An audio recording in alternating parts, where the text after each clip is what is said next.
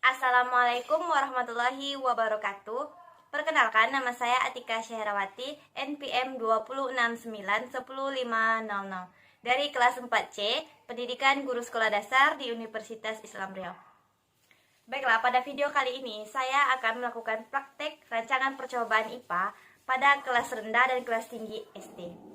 Yang pertama, saya akan melakukan rancangan percobaan IPA di kelas rendah, yaitu kelas 3, dengan materi Gaya tarik-menarik antar molekul, dengan judul percobaan gelembung belalai gajah.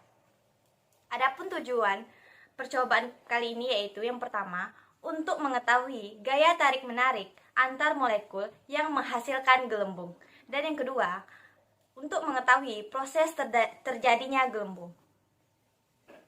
Kemudian manfaat percobaan ini, yang pertama, agar peserta didik bisa mengetahui gaya tarik-menarik antar molekul hingga menghasilkan gelembung. Dan yang kedua, agar peserta didik dapat mengetahui proses terjadinya gelembung.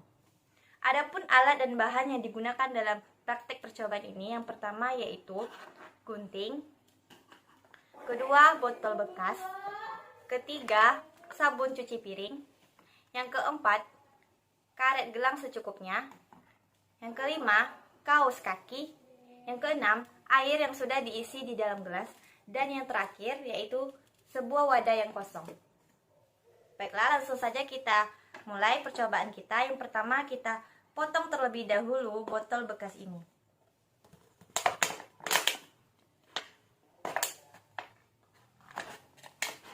Nah, inilah hasil botol yang sudah kita potong. Kita hanya mengambil bagian kepalanya saja. Kemudian, langkah selanjutnya, ambil kaos kaki, kemudian kita ikat dengan karet untuk menutupi botol yang sudah kita potong tadi. Kemudian, kita ikat dengan karet sekencang mungkin, agar kaos kakinya tidak lepas. Nah, langkah selanjutnya yang ketiga yaitu tuangkan sabun cuci piring ke dalam wadah kosong yang sudah kita sediakan.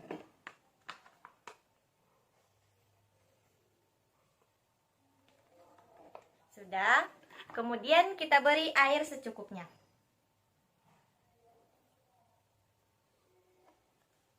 Kemudian kita aduk secara merata.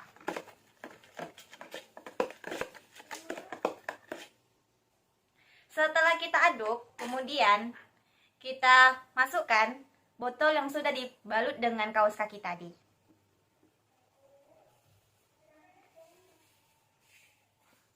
Kemudian kita tiup kepala botol yang ada lubangnya ini.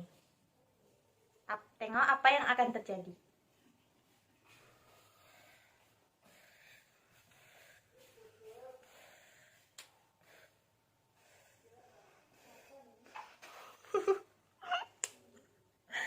Inilah hasilnya ya teman-teman.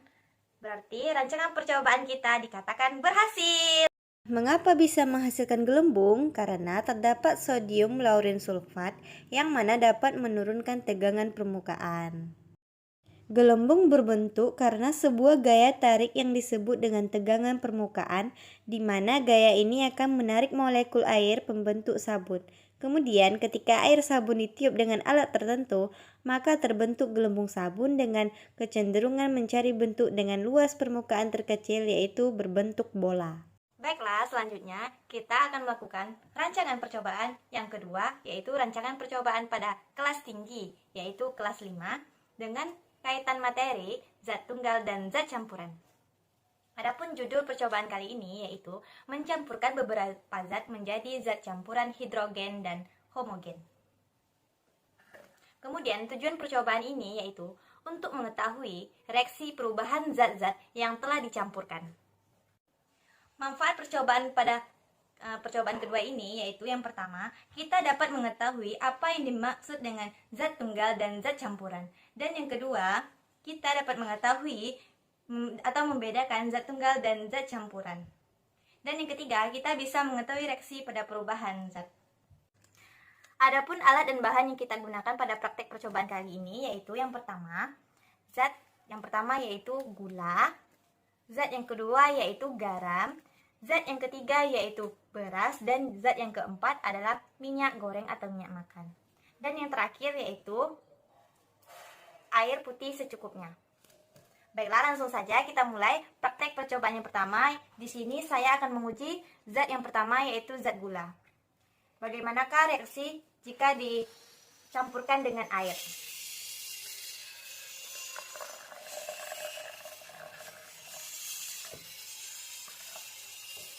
Kemudian yang kedua, campurkan dengan air dengan zat garam. Dan yang ketiga, campurkan beberapa beras ini dengan air. Dan yang terakhir, mencampurkan zat minyak goreng dengan air.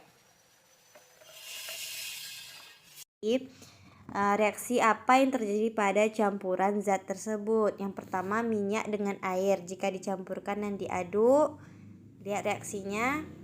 Ya, minyak dan air tidak akan bisa bersatu ya teman-teman, karena mereka membentuk perasa zat masing-masing. Ini disebut dengan zat campuran heterogen.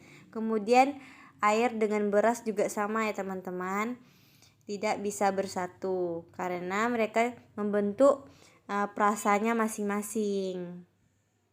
Kemudian jika air dan garam dicampurkan dan diaduk, maka zat tersebut bisa bersatu dengan secara merata ya teman-teman. Maka ini disebut dengan zat campuran homogen karena bisa tercampur dengan sempurna. Kemudian air dengan gula juga sama. Nah, bisa dilihat kan teman-teman.